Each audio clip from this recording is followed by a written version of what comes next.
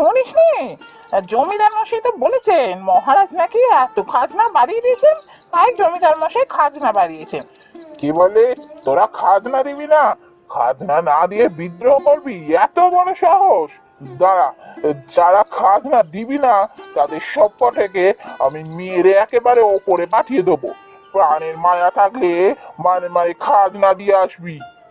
ওরে বাবা, এ যে দেখি বড় রাজকুমার আমাদের মারতে এসেছে।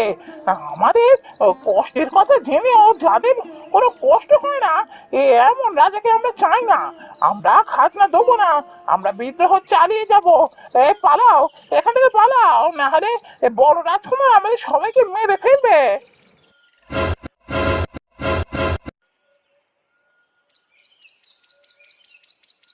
বড় রাজকুমারের ওপর কুসুমপুর রাজ্যের রাজ্যবাসী ভীষণ ক্ষেপে গেল। ফলে